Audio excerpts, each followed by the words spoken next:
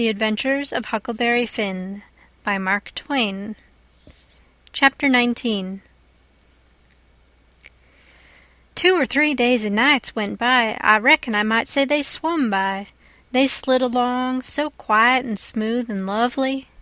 Here's the way we put in the time. It was a monstrous big river down there, sometimes 1.5 miles wide. We run nights and laid up and hid daytimes. Soon as night was most gone, we stopped navigatin' and tied up, nearly always in the dead water under a towhead, and then cut young cottonwoods and willows and hid the raft with them. Then we set out the lines. Next we slid into the river and had a swim, so as to freshen up and cool off. Then we set down on the sandy bottom where the water was about knee-deep and watched the daylight come. Not a sound anywheres. Perfectly still, just like the whole world was asleep, only sometimes the bullfrogs a-clutterin' maybe. The first thing to see lookin' away over the water was a kind of dull line. That was the woods on the other side. You couldn't make nothin' else out. Then a pale place in the sky. Then more paleness spreadin' around. Then the river softened up away off and warn't black any more, but gray. You could see little dark spots driftin' along ever so far away, tradin' scows and such things, and long black streaks, rafts. Sometimes you could hear a sweep screakin' or jumbled up voices. It was so still, and sounds come so far, and by you could see a streak on the water, which you know by the look of the streak that there's a snag there in the swift current, which breaks on it and makes that streak look that way. And you see the mist curl up off of the water, and the east reddens up, and the river, and you make out a log cabin in the edge of the woods, away on the bank on the other side of the river, being a wood yard likely, and piled by them cheats so you can throw a dog through it anywheres. Then the nice breeze springs up and comes fannin' you from over there, so cool and fresh and sweet to smell on account of the woods and the flowers, but sometimes not that way, because they've left dead fish layin' around, gars and such, and they do get pretty rank, and next thing you got the full day and everything smilin' in the sun, and the songbirds just goin' it. A little smoke couldn't be noticed now, so we would take some fish off of the lines and cook up a hot breakfast, and afterwards we would watch the lonesomeness of the river, and kind of lazy along, and by lazy off to sleep. Wake up by and look to see what done it, and maybe see a steamboat coughin' along upstream, so far off towards the other side you couldn't tell nothin' about her, only whether she was a stern wheel or side wheel. Then for about an hour there wouldn't be nothin' to hear, nor nothin' to see. Just solid lonesomeness. Next you'd see a raft slidin' by, away off yonder, and maybe a galoot on it choppin', because they're most always doin' it on a raft. You'd see the axe flash and come down. You don't hear nothin'. You see that axe go up again, and by the time it's above the man's head, then you hear the ka-chunk. It had took all that time to come over the water. So we would put in the day, lazyin' around, listenin' to the stillness. Once there was a thick fog, and the rafts and things that went by was beatin' tin pans so the steamboats wouldn't run over them. A scow or a raft went by so close we could hear them talkin' and cussin' and laughin'. Heard them plain, but we couldn't see no sign of them. It made you feel crawly. It was like spirits carryin' on that way in the air. Jim said he believed it was spirits, but I says, "No, spirits wouldn't say, 'Durn the dern fog.'" Soon as it was night out, we shoved. When we got her out to about the middle, we let her alone, and let her float wherever the current wanted her to. Then we lit the pipes and dangled our legs in the water, and talked about all kinds of things. We was always naked, day and night, whenever the mosquitoes would let us. The new clothes Buck's folks made for me was too good to be comfortable, and besides, I didn't go much on clothes nohow. Sometimes we'd have that whole river all to ourselves for the longest time. Yonder was the banks and the islands across the water, and maybe a spark, which was a candle in a cabin window, and sometimes on the water you could see a spark or two, on a raft or a scow, you know, and maybe you could hear a fiddle or a song comin' over from one of them crafts.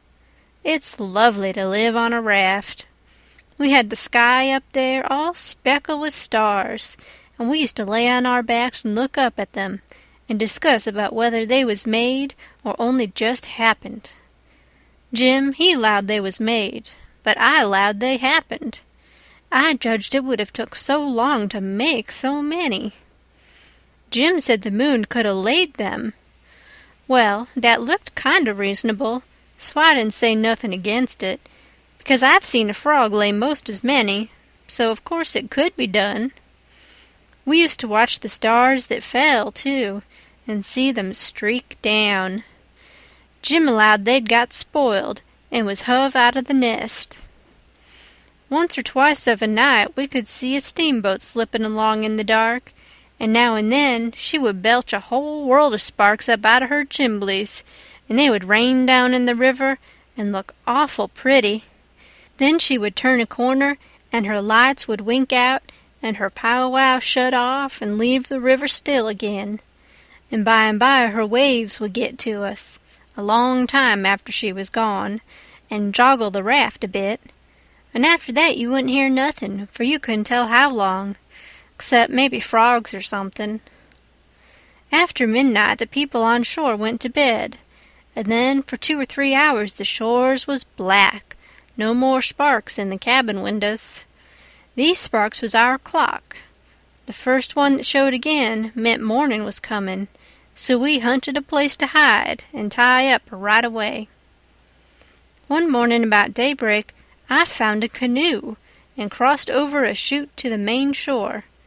It was only 200 yards, and paddled about a mile up a crick amongst the cypress woods to see if I couldn't get some berries.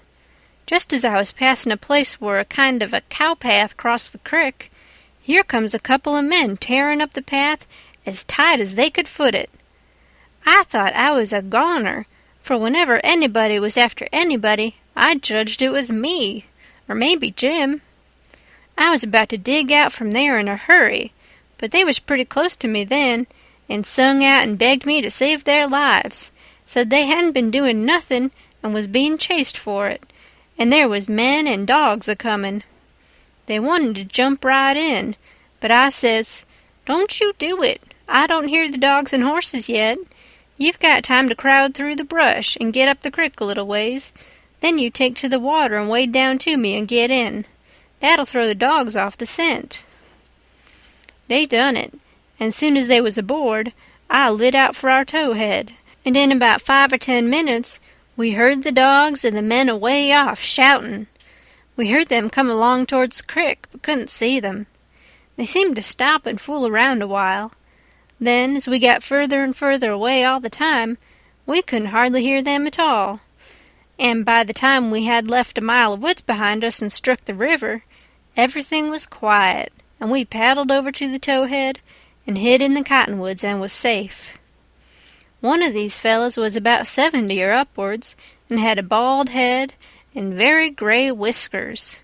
He had an old, battered-up slouch hat on, and a greasy blue woolen shirt, and ragged old blue jeans breeches stuffed into his boot-tops, and home-knit glasses. No, he only had one. He had an old, long-tailed, blue jeans coat with slick brass buttons flung over his arm, and both of them had big, fat, ratty-looking carpet-bags. The other fellow was about 30, and dressed about as ornery. After breakfast we all laid off and talked, and the first thing that come out was that these chaps didn't know one another. "What got you into trouble?" says the bald head to the other chap. "Well, I'd been selling an article to take the tartar off the teeth, and it does take it off, too, and generally the enamel along with it. But I stayed about 1 night longer than I ought to. and was just in the act of sliding out when I ran across you on the trail this side of town, and you told me they were coming, and begged me to help you to get off. So I told you I was expecting trouble myself, and would scatter out with you. That's the whole yarn. What's yourn?" "Well, I'd been a-running a little temperance revival there about a week, and was the pet of the women folks, big and little, for I was making it mighty warm for the rummies, I tell you, and taking as much as $5 or $6 a night, 10 cents a head, children and niggers free, and business a-growing all the time, when somehow or another a little report got around last night that I had a way of putting in my time with a private jug on the sly. A nigger rousted me out this morning and told me the people was gathering on the quiet with their dogs and horses, and they'd be along pretty soon and give me about half an hour's start, and then run me down if they could, and if they got me they'd tar and feather me and ride me on a rail, sure. I didn't wait for no breakfast, I warn't hungry." "Old man," said the young one, "I reckon we might double-team it together. What do you think?" "I ain't undisposed. What's your line, mainly?" "You're a printer by trade. Do a little in patent medicines. Theater actor, tragedy, you know. Take a turn to mesmerism and phrenology when there's a chance. Teach singing geography school for a change. Sling a lecture sometimes. Oh, I do lots of things. Most anything that comes handy, so it ain't work. What's your lay?" "I've done considerable in the doctorin' way in my time. Layin' on of hands is my best holt, for cancer and paralysis and sich things, and I can tell a fortune pretty good when I've got somebody along to find out the facts for me. Preachin's my line, too, and working camp meetin's and missionaryin' around." Nobody never said anything for a while, when the young man huv a sigh and says, "Alas!" "What are you lassin' about?" says the bald head. "To think I should have lived to be leading such a life, and be degraded down into such company." And he begun to wipe the corner of his eye with a rag. "Durn your skin, ain't the company good enough for you?" says the bald head, pretty pert and uppish. "Yes, it is good enough for me. It's as good as I deserve, for who fetched me so low when I was so high? I did myself. I don't blame you, gentlemen. Far from it. I don't blame anybody. I deserve it all. Let the cold world do its worst. One thing I know, there's a grave somewhere for me. The world may go on just as it's always done, and take everything from me, loved ones, property, everything, but it can't take that. Some day I'll lie down in it and forget it all, and my poor broken heart will be at rest." He went on a-wiping. "Drat your poor broken heart," says the bald head. "What are you heaving your poor broken heart at us for? We ain't done nothing." "No, I know you haven't. I ain't blaming you, gentlemen. I brought myself down. Yes, I did it myself. It's right I should suffer. Perfectly right. I don't make any moan." "Brought you down from where? Where was you brought down from?" You would not believe me. The world never believes. Let it pass. 'Tis no matter. The secret of my birth—" "The secret of your birth? Do you mean to say—" "Gentlemen," says the young man, very solemn, "I will reveal it to you, for I feel I may have confidence in you. By rights, I am a duke." Jim's eyes bugged out when he heard that, and I reckon mine did too. Then the bald head says, "No, you can't mean it." "Yes, my great-grandfather, eldest son of the Duke of Bridgewater, fled to this country about the end of the last century to breathe the pure air of freedom. married here and died, leaving a son, his own father dying about the same time. The second son of the late Duke seized the titles and estates. The infant real Duke was ignored. I am the lineal descendant of that infant. I am the rightful Duke of Bridgewater, and here am I, forlorn, torn from my high estate, hunted of men, despised by the cold world, ragged, worn, heartbroken, and degraded to the companionship of felons on a raft. Jim pitied him ever so much, and so did I. We tried to comfort him, but he said it warn't much use, he couldn't be much comforted, and if we was a mind to acknowledge him, that would do him more good than most anything else. So we said we would, if he would tell us how. He said we ought to bow when we spoke to him, and say, Your Grace, or My Lord, or Your Lordship, and he wouldn't mind if we called him plain Bridgewater, which he said was a title anyway, and not a name, and one of us ought to wait on him at dinner and do any little thing for him he wanted done. Well, that was all easy, so we done it. All through dinner Jim stood around and waited on him, and says, Will your Grace have some of this, or some of that? And so on, and a body could see it was mighty pleasing to him. But the old man got pretty silent by and by, didn't have much to say, and didn't look pretty comfortable over all that petting that was going on around that Duke. He seemed to have something on his mind. So, along in the afternoon, he says, Looky here, Bilgewater, he says, I'm nation sorry for you, but you ain't the only person that's had troubles like that. No? No, you ain't. You ain't the only person that's been snaked down wrongfully out in a high place. Alas! No, you ain't the only person that's had a secret of his birth. And by jings, he begins to cry. Hold, what do you mean? Bilgewater, can I trust you? Says the old man, still sort of sobbing. To the bitter death. He took the old man by the hand and squeezed it, and says, That secret of your being, speak. Bilgewater, I am the late Dauphin.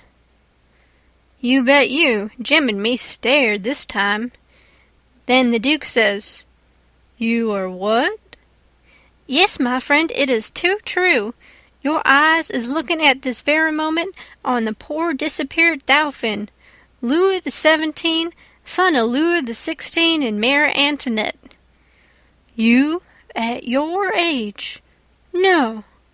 You mean you're the late Charlemagne. You must be 600 or 700 years old, at the very least. Trouble has done it, Bilgewater, trouble has done it. Trouble has brung these gray hairs and this premature balditude. Yes, gentlemen, you see before you in blue jeans and misery the wandering, exiled, tramped on, and suffering rightful King of France. Well, he cried and took on so that me and Jim didn't know hardly what to do. We was so sorry, and so glad and proud we'd got him with us, too. So we set in, like we done before with the Duke, and tried to comfort him. But he said it warn't no use. Nothing but to be dead and done with it all could do him any good, though he said it often made him feel easier and better for a while, if people treated him according to his rights, and got down on one knee to speak to him, and always called him Your Majesty, and waited on him first at meals, and didn't sit down in his presence till he asked them. So Jim and me set to majestying him, and doing this and that and the other for him, and standing up till he told us we might sit down. This done him heaps of good, and so he got cheerful and comfortable. But the Duke kind of soured on him, and didn't look a bit satisfied with the way things was going. Still, the king acted real friendly towards him, and said the Duke's great-grandfather and all the other Dukes of Bilgewater was a good deal thought of by his father, and was allowed to come to the palace considerable. But the Duke stayed huffy a good while, till by and by the king says, Like as not we got to be together a blamed long time on this here raft, Bilgewater, and so what's the use of your being sour? It'll only make things uncomfortable. It ain't my fault I warn't born a duke. It ain't your fault you warn't born a king, so what's the use to worry? Make the best of things, the way you find 'em, says I. That's my motto. This ain't no bad thing that we struck here. Plenty grub and an easy life. Come, give us your hand, Duke, and let's all be friends. The Duke done it, and Jim and me was pretty glad to see it.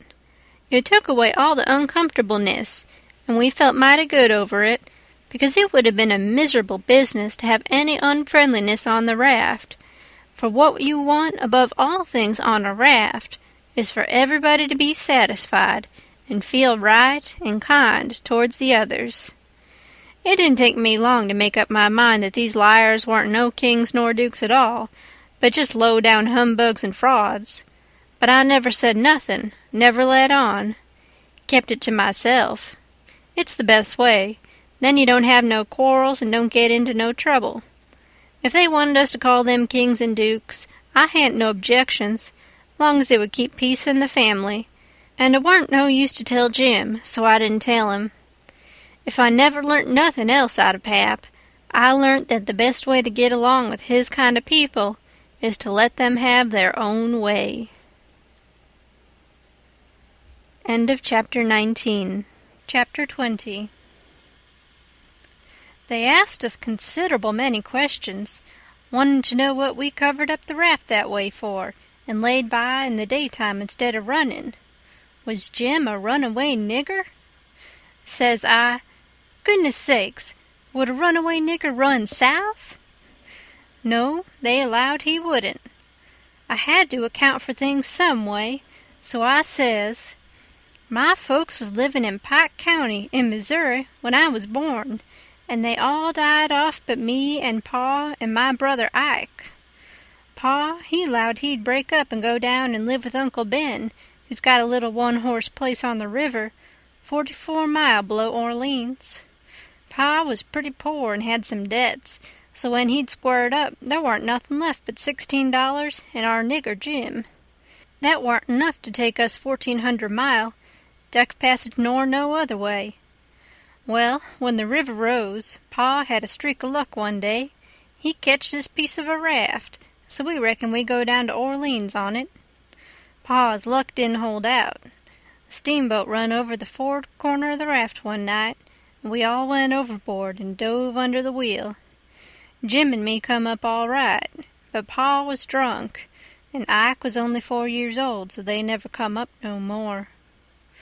Well, for the next day or two we had considerable trouble, because people was always coming out in skiffs and trying to take Jim away from me, saying they believed he was a runaway nigger.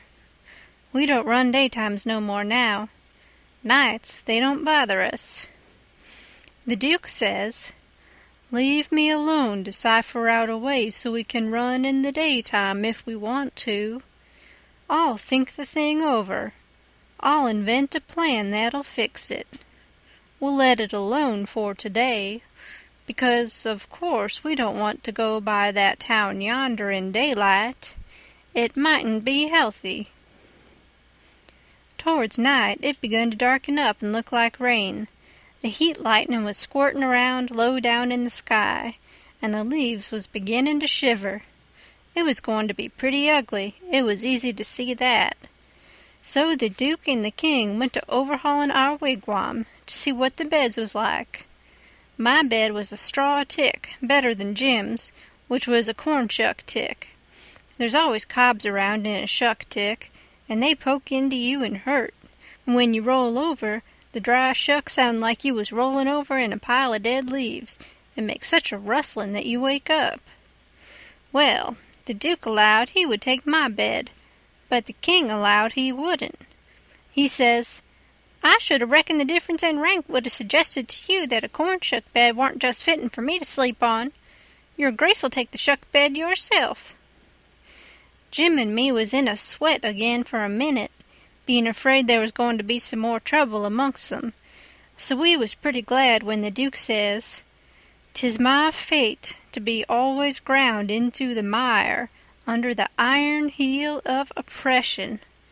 Misfortune has broken my once haughty spirit. I yield, I submit. 'Tis my fate.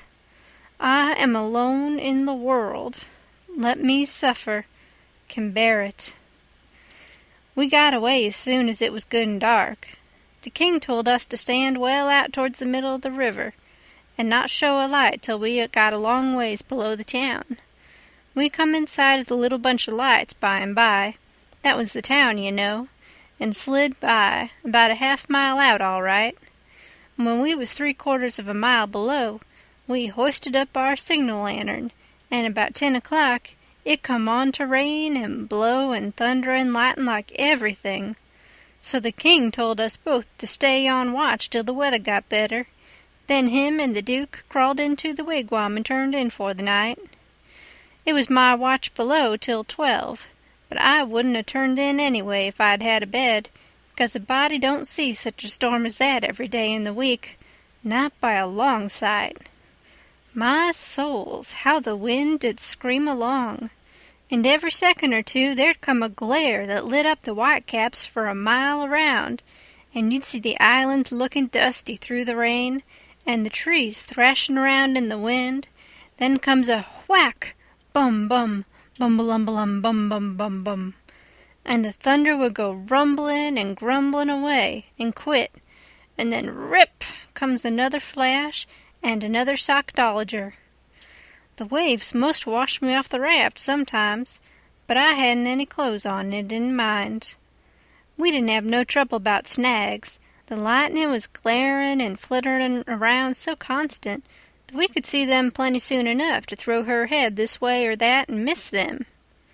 I had the middle watch, you know, but I was pretty sleepy by that time, so Jim, he said he would stand the first half of it for me. He was always mighty good that way, Jim was. I crawled into the wigwam, but the king and the Duke had their legs sprawled around so there warn't no show for me, so I laid outside. I didn't mind the rain because it was warm, and the waves warn't running so high now. About 2 they come up again, though, and Jim was going to call me, but he changed his mind because he reckoned they weren't high enough yet to do any harm.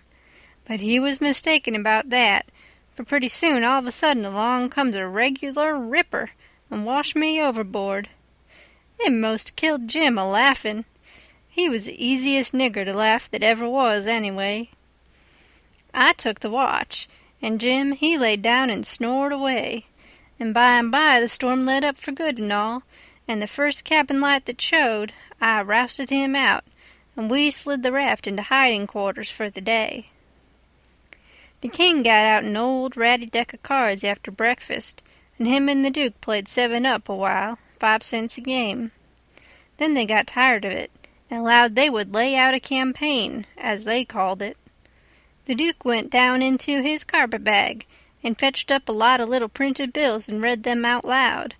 One bill said, "The celebrated Dr. Armand de Montauban of Paris would lecture on the science of phrenology at such and such a place on the blank day of blank at 10 cents admission, and furnish charts of character at 25 cents apiece." The Duke said that was him. In another bill, he was the world-renowned Shakespearean tragedian, Garrick the Younger of Drury Lane, London. In other bills he had a lot of other names, and done other wonderful things, like finding water and gold with a divining rod, dissipating witch spells, and so on. By and by he says, "But the histrionic muse is the darling. Have you ever trod the boards, royalty?" "No," says the king. "You shall, then, before you're 3 days older, fallen grandeur," says the Duke. "The first good town we come to, we'll hire a hall, and do the sword fight in Richard III, and the balcony scene in Romeo and Juliet. How does that strike you?" "I'm in, up to the hub, for anything that will pay, Bilgewater, but you see I don't know nothing about play acting, and hain't ever seen much of it. I was too small when Pap used to have 'em at the palace. Do you reckon you can learn me?" "Easy." All right. I'm just freezing for something fresh anyway.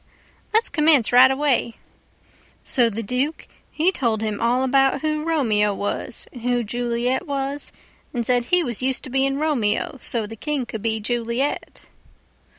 "But if Juliet's such a young gal, Duke, my peeled head and my white whiskers is going to look uncommon odd on her, maybe." "No, don't you worry. These country jakes won't ever think of that.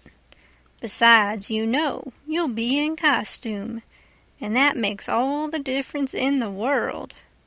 Juliet's in a balcony, enjoying the moonlight before she goes to bed, and she's got on her nightgown and her ruffled nightcap. Here are the costumes for the parts." He got out 2 or 3 curtain calico suits, which he says was medieval armor for Richard III and the other chap, and a long white cotton nightshirt and a ruffled nightcap to match.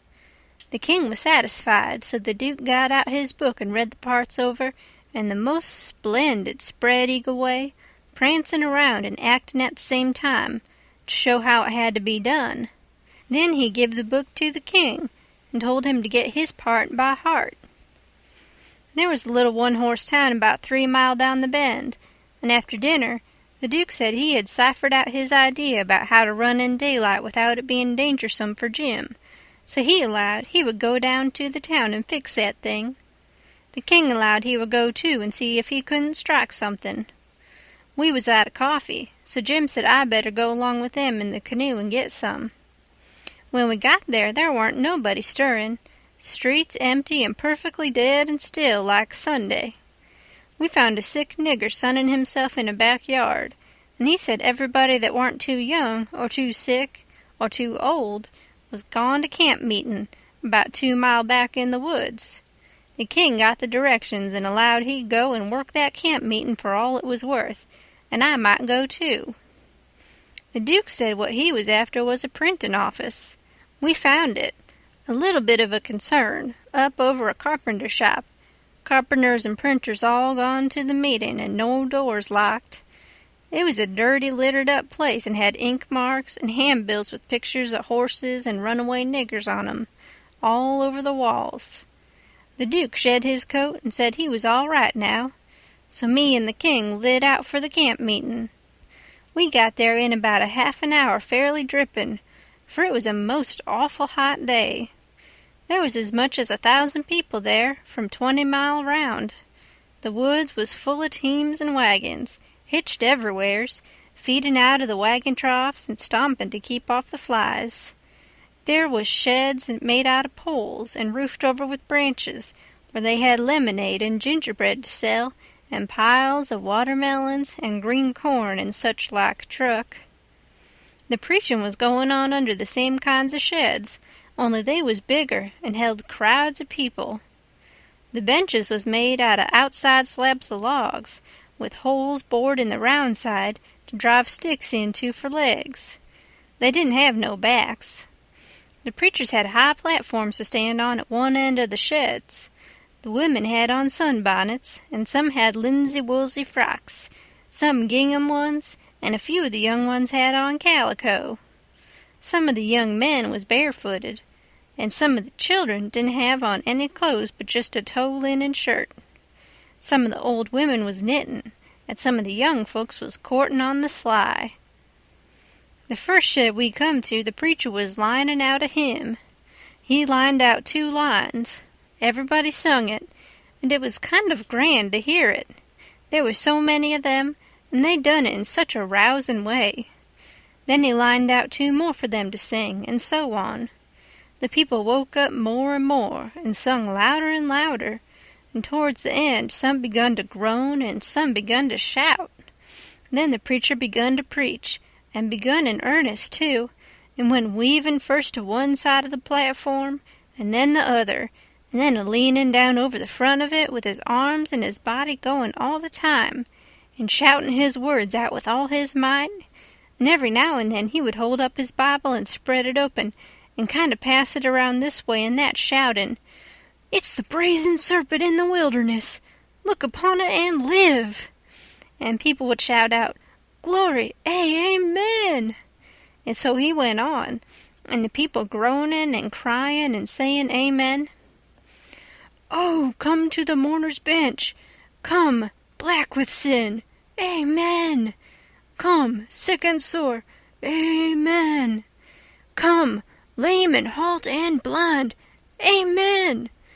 Come, poor and needy, sunk in shame! Amen! Come, all that's worn and soiled and suffering! Come with a broken spirit! Come with a contrite heart! Come in your rags and sin and dirt! The waters that cleanse is free, the door of heaven stands open. Oh, enter in it, be at rest! Amen! Glory, glory, hallelujah!" And so on. You couldn't make out what the preacher said any more on account of the shouting and crying. Folks got up everywheres in the crowd and worked their way just by main strength to the mourner's bench, with the tears running down their faces. When all the mourners had got up there to the front benches in a crowd, they sung and shouted and flung themselves down on the straw, just crazy and wild. Well, the first thing I knowed, the king got a-going, and you could hear him over everybody, and next he went a-charging up onto the platform, and the preacher, he begged him to speak to the people, and he done it. He told them he was a pirate, been a pirate for 30 years out in the Indian Ocean, and his crew was thinned out considerable last spring in a fight, and he was home now to take out some fresh men, and thanks to goodness he'd been robbed last night and put ashore off of a steamboat without a cent, and he was glad of it. It was the blessedest thing that ever happened to him, because he was a changed man now, and happy for the first time in his life, and poor as he was going to start right off and work his way back to the Indian Ocean, and put in the rest of his life trying to turn the pirates into the true path, for he could do it better than anybody else, being acquainted with all pirate crews in that ocean. And though it would take him a long time to get there without money, he would get there anyway, and every time he convinced a pirate, he would say to him, "Don't you thank me, don't you give me no credit, it all belongs to them dear people in Pokeville camp meeting, natural brothers and benefactors of the race, and that dear preacher there, the truest friend a pirate ever had." And then he busted into tears, and so did everybody. Then somebody sings out, "Take up a collection for him! Take up a collection!" Well, a half a dozen made a jump to do it, but somebody sings out, "Let him pass the hat around." Then everybody said it, the preacher too. So the king went all through the crowd with his hat, swapping his eyes and blessing the people and praising them and thanking them for being so good to the poor pirates away off there. And every little while the prettiest kind of girls, with the tears running down their cheeks, would up and ask him would he let them kiss him for to remember him by, and he always done it. And some of them he hugged and kissed as many as 5 or 6 times, and he was invited to stay a week, and everybody wanted him to live in their houses and said they'd think it was an honor. But he said as this was the last day of the camp meeting, he couldn't do no good, and besides, he was in a sweat to get to the Indian Ocean right off and go to work on the pirates. When we got back to the raft, he come to count up he found he had collected $87.75, and then he had fetched away a 3-gallon jug of whiskey, too, that he found under a wagon when he was starting home through the woods. The king said, take it all around, it laid over any day he'd ever put in the missionary-in line. He said it warn't no use talking. Heathens don't amount to shucks alongside of pirates to work a camp meeting with. The Duke was thinking he'd been doing pretty well, till the king come to show up, but after that he didn't think so much. He had set up and printed off 2 little jobs for farmers in that printing office, horse bills, and took the money, $4, and he had got in $10 worth of advertisements for the paper, which he said would put in for $4 if they would pay in advance, so they done it. The price of the paper was $2 a year, but he took in 3 subscriptions for $1 apiece, on condition of them paying in advance. They were going to pay in cordwood and onions as usual, but he said he had just bought the concern, and knocked down the price as low as he could afford it and was going to run it for cash. He set up a little piece of poetry which he made himself out of his own head, 3 verses, kind o' sweet and saddish. The name of it was Yes, Crush Cold World, This Breaking Heart. And he left that all set up and ready to print in the paper, and didn't charge nothing for it. Well, he took in $9.50 and said he'd done a pretty square day's work for it. Then he showed us another little job he'd printed, and hadn't charged for because it was for us. It had a picture of a runaway nigger with a bundle on a stick over his shoulder and $200 reward under it. The reading was all about Jim, and just described him to a dot. It said he run away from St. Jacques Plantation, 40 mile below New Orleans, last winter, and likely went north, and whoever would catch him and send him back, he could have the reward and expenses.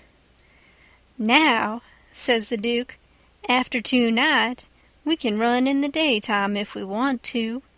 Whenever we see anybody coming, we can tie Jim hand and foot with a rope and lay him in the wigwam and show this handbill and say we captured him up the river and were too poor to travel on a steamboat.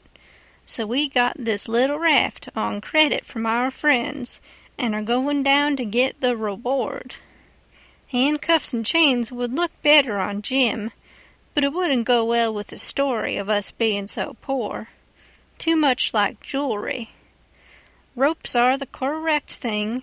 We must preserve the unities, as we say on the boards. We all said the Duke was pretty smart, and there couldn't be no trouble about running daytimes. We judged we could make miles enough that night to get out of the reach of the powwow we reckoned the Duke's work in the printing office was going to make in that little town. Then we could boom right along if we wanted to. We laid low and kept still, and never shoved out till nearly 10 o'clock. Then we slid by, pretty wide away from the town, and didn't hoist our lantern till we was clear out of sight of it. When Jim called me to take the watch at 4 in the morning, he says, "Huck, do you reckon we gwine to run across any more kings on dis trip?" "No," I says, "I reckon not." "Well," says he, "that's all right, den. I don't mind 1 or 2 kings, but that's enough. This one's powerful drunk, and the Duke ain't much better."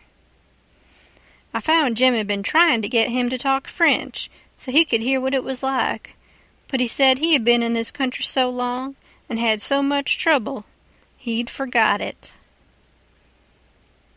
End of Chapter 20. Chapter 21.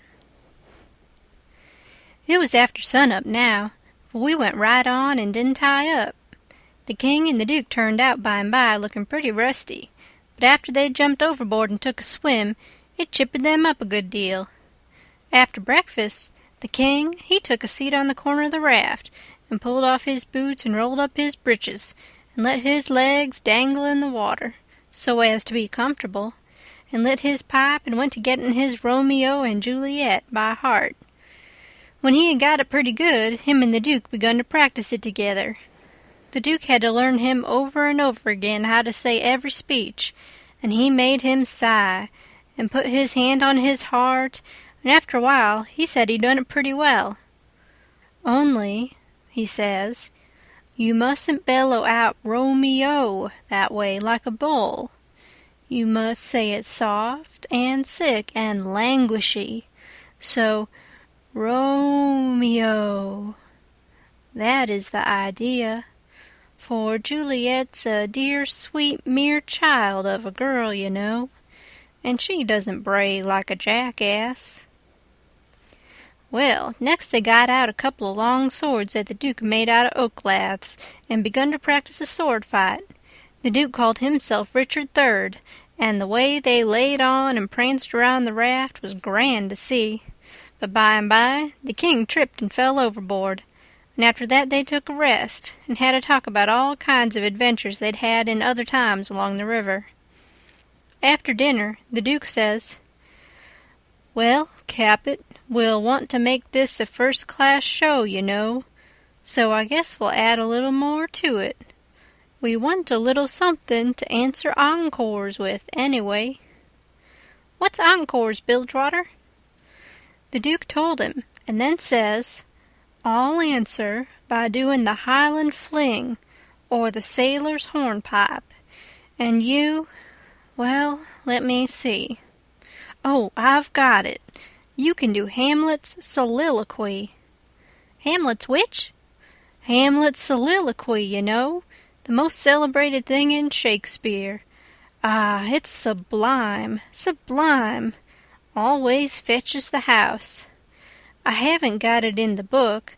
I've only got one volume, but I reckon I can piece it out from memory.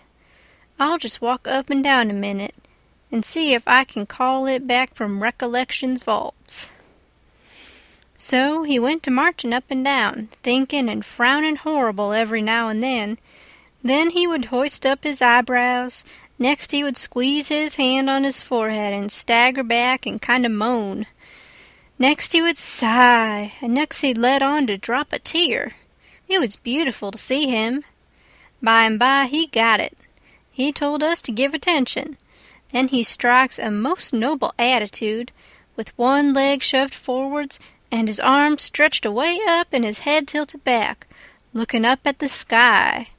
And then he begins to rip and rave and grit his teeth, and after that, all through his speech, he howled and spread around and swelled up his chest and just knocked the spots out of any actin' ever I see before.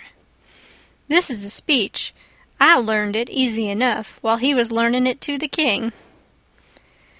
To be or not to be, that is the bare bodkin, that mixed calamity of so long life. For who would fardels bear till Burnham wood do come to Dunsinane, but that the fear of something after death murders the innocent sleep, great nature's second course, and makes us rather sling the arrows of outrageous fortune than fly to others that we know not of. There's the respect must give us pause. Wake Duncan with thy knocking, I would thou couldst, for who would bear the whips and scorns of time, the oppressor's wrong, the proud man's contumely, the law's delay, and the quietus which his pangs might take in the dead waste and middle of the night, when churchyards yawn in customary suits of solemn black, but that the undiscovered country, from whose bourne no traveller returns, breathes forth contagion on the world, and thus the native hue of resolution, like the poor cat in the adage, is sicklied o'er with care, and all the clouds that lowered o'er our housetops with this regard their currents turn awry, and lose the name of action. 'Tis a consummation devoutly to be wished. But soft, you, the fair Ophelia, ope not thy ponderous and marble jaws, but get thee to a nunnery, go. Well, the old man, he liked that speech, and he mighty soon got it so he could do it first rate. It seemed like he was just born for it. When he had his hand in and was excited, it was perfectly lovely, the way he would rip and tear and rair up behind when he was getting it off. The first chance we got, the Duke he had some show bills printed, and after that, for 2 or 3 days as we floated along, the raft was a most uncommon lively place, for there warn't nothing but sword-fighting and rehearsing, as the Duke called it, going on all the time. One morning, when we was pretty well down the state of Arkansas, we come in sight of a little one-horse town in a big bend, so we tied up about 3/4 of a mile above it, in the mouth of a crick which was shut in like a tunnel by the cypress trees, and all of us but Jim took the canoe and went down there to see if there was any chance in that place for our show. And we struck it mighty lucky. There was going to be a circus there that afternoon, and the country people was already beginning to come in all kinds of old shackly wagons and on horses. The circus would leave before night, so our show would have a pretty good chance. The Duke, he hired the courthouse, and we went around and stuck up our bills. They read like this: Shakespearean Revival! Exclamation, exclamation, exclamation! Wonderful attraction! Exclamation! for one night only! Exclamation. The world-renowned tragedians, David Garrick the Younger of Drury Lane Theatre, London, and Edmund Kean the Elder of the Royal Haymarket Theatre, Whitechapel, Pudding Lane, Piccadilly, London, and the Royal Continental Theatres, and their sublime Shakespearean spectacle, entitled The Balcony Scene in Romeo and Juliet! Exclamation, exclamation, exclamation. Romeo, Mr. Garrick. Juliet, Mr. Kean. Assisted by the whole strength of the company! Exclamation. New costumes, new scenery, new appointments! Exclamation. Also, the thrilling, masterly, and blood-curdling broadsword conflict in Richard III! Exclamation, exclamation, exclamation. Richard III, Mr. Garrick. Richmond, Mr. Kean. Also, by special request, Hamlet's immortal soliloquy! Exclamation, exclamation. By the illustrious Kean! Exclamation. Done by him 300 consecutive nights in Paris! Exclamation. For one night only, on account of imperative European engagements! Exclamation. Admission 25 cents. Children and servants 10 cents. Then we went loafing around the town. The stores and houses was most all old, shackly dried-up frame concerns that had never been painted. They was set up 3 or 4 foot above ground on stilts, so as to be out of reach of the water when the river was overflowed. The houses had little gardens around them, but they didn't seem to raise hardly anything in them but Jimson weeds and sunflowers and ash piles, and old curled-up boots and shoes, and pieces of bottles and rags and played-out tinware. The fences was made of different kinds of boards, nailed on at different times, and they leaned every which way, and had gates that didn't generally have but one hinge, a leather one. Some of the fences had been whitewashed some time or another, but the Duke said it was in Columbus's time, like enough. There was generally hogs in the garden, and people driving them out. All the stores was along one street. They had white domestic awnings in front, and the country people hitched their horses to the awning posts. There was empty dry goods boxes under the awnings, and loafers roosting on them all day long, whittling them with their barlow knives, and chawing tobacco, and gaping and yawning and stretching. A mighty ornery lot. They generally had on yellow straw hats, most as wide as an umbrella, but didn't wear no coats nor waistcoats. They called one another Bill and Buck and Hank and Joe and Andy, and talked lazy and drawly, and used considerable many cuss words. There was as many as one loafer leaning up against every awning post, and he most always had his hands in his breeches pockets, except when he fetched them out to lend a chaw of tobacco or scratch. What a body was hearing amongst them all the time was, "Give me a chaw of your tobacco, Hank." "Can't, I hain't got but one chaw left. Ask Bill." Maybe Bill, he gives him a chaw. Maybe he lies and says he ain't got none. Some of them kinds of loafers never has a cent in the world, nor a chaw of tobacco of their own, but they get all their chawing by borrowing. They say to a fella, "I wisht you'd lend me a chaw, Jack. I just this minute gave Ben Thompson the last chaw I had," which is a lie pretty much every time. It don't fool nobody but a stranger.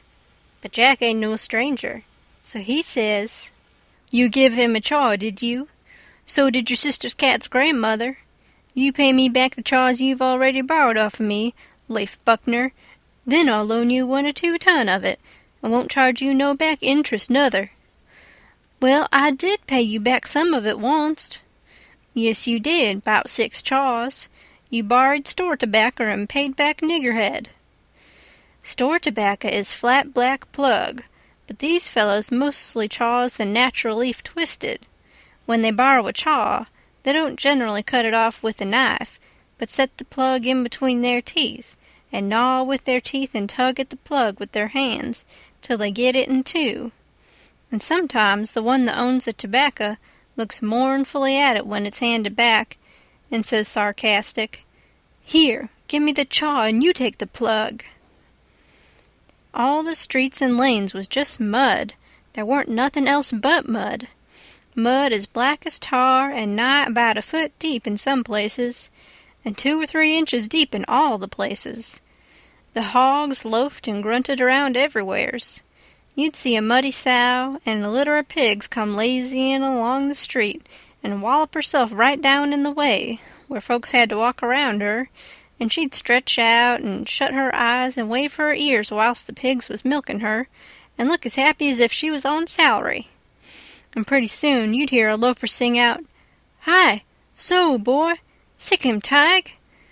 And away the sow would go, squealing most horrible, with a dog or two swinging to each ear, and 3 or 4 dozen more coming. And then you would see all the loafers get up and watch the thing out of sight, and laugh at the fun and look grateful for the noise. Then they'd settle back again till there was a dog fight. There couldn't anything wake them up all over, and make them happy all over, like a dog fight, unless it might be putting turpentine on a stray dog and setting fire to him, or tying a tin pan to his tail and see him run himself to death. On the riverfront some of the houses was sticking out over the bank, and they was bowed and bent and about ready to tumble in. The people had moved out of them. The bank was caved away under one corner of some others, and that corner was hanging over. People lived in them yet, but it was dangersome, because sometimes a strip of land as wide as a house caves in at a time. Sometimes a belt of land a 1/4 of a mile deep will start in and cave along, till it all caves into the river in one summer. Such a town as that has to be always moving back and back and back, because the river's always gnawing at it. The nearer it got to noon that day, the thicker and thicker was the wagons and horses in the streets, and more coming all the time. Families fetched their dinners with them from the country, and eat them in the wagons.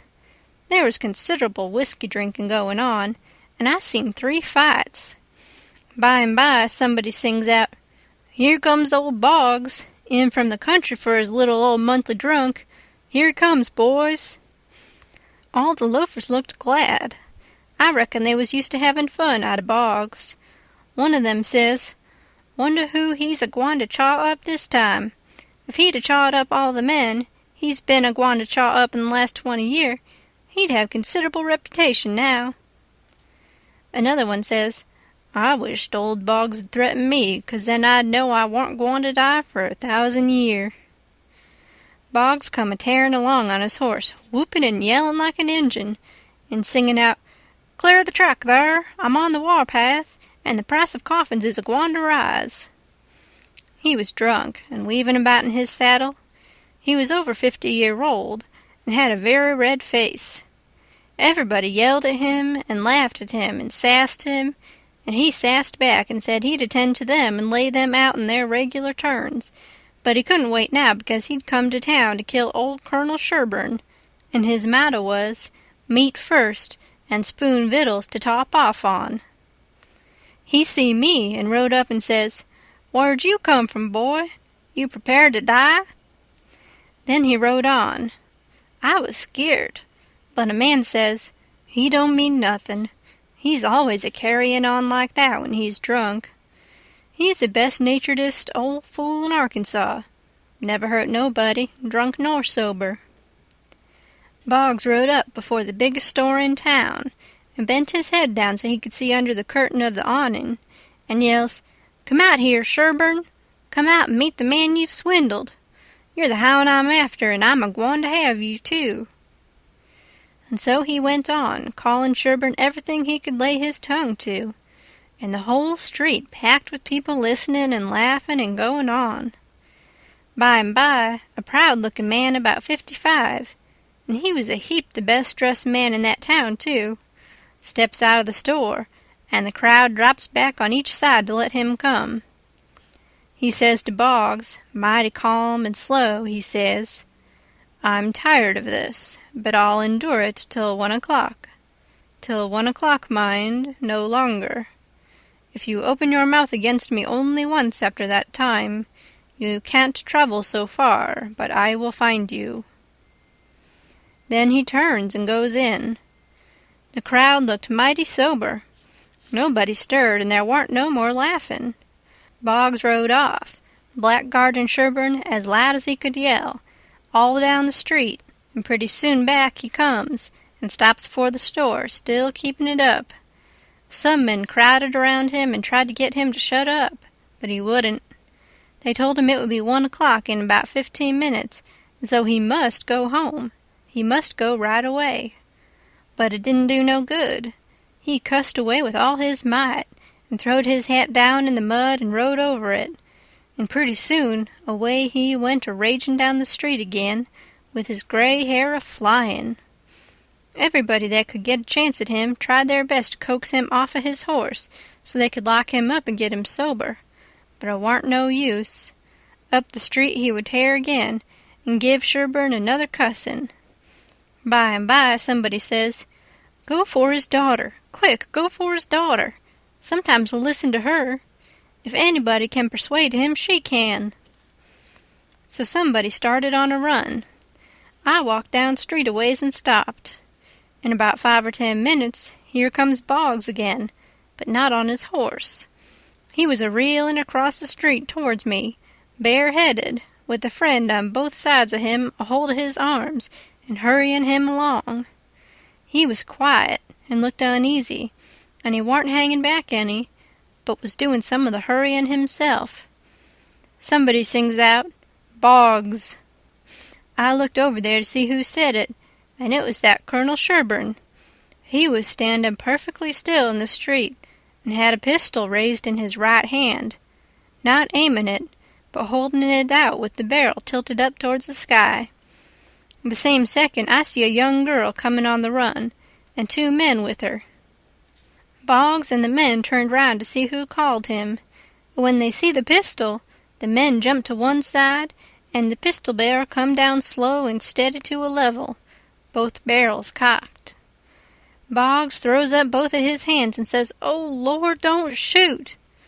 Bang goes the first shot, and he staggers back, clawing at the air.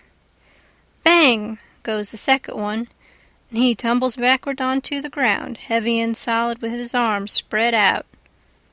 That young girl screamed out and comes rushin', and down she throws herself on her father, cryin' and sayin', "Oh, he's killed him! He's killed him!" The crowd closed up around them and shouldered and jammed one another with their necks stretched, trying to see, and people on the inside trying to shove them back, and shouting, "Back, back! Give him air! Give him air!" Colonel Sherburne, he tossed his pistol onto the ground, and turned around on his heels and walked off. They took Boggs to a little drug-store, the crowd pressing around just the same, and the whole town following, and I rushed and got a good place at the window, where I was close to him and could see in. They laid him on the floor, and put one large Bible under his head, and opened another one and spread it on his breast, but they tore open his shirt first, and I seen where one of the bullets went in. He made about a dozen long gasps, his breast a-lifting the Bible up when he drawed in his breath, and letting it down again when he breathed it out. And after that, he laid still. He was dead. Then they pulled his daughter away from him, screaming and crying, and took her off. She was about 16, and very sweet and gentle-looking, but awful pale and scared. Well, pretty soon the whole town was there, squirming and scrouging and pushing and shoving to get at the window and have a look, but people that had the places wouldn't give them up, and folks behind them was saying all the time, "Say now, you've looked enough, you fellas. 'Tain't right and 'tain't fair for you to stay there all the time, never give nobody chance. Other folks has their rights as well as you." There was considerable jawing back, so I slid out, thinking maybe there was going to be trouble. The streets was full, and everybody was excited. Everybody that seen the shooting was telling how it happened, and there was a big crowd packed around each one of these fellows, stretching their necks and listening. One long, lanky man with long hair and a big white fur stovepipe hat on the back of his head and a crooked-handled cane marked out the places on the ground where Boggs stood and where Sherburne stood, and the people following him around from one place to the other and watching everything he done, and bobbing their heads to show they understood, and stooping a little and resting their hands on their thighs to watch him mark the places on the ground with his cane.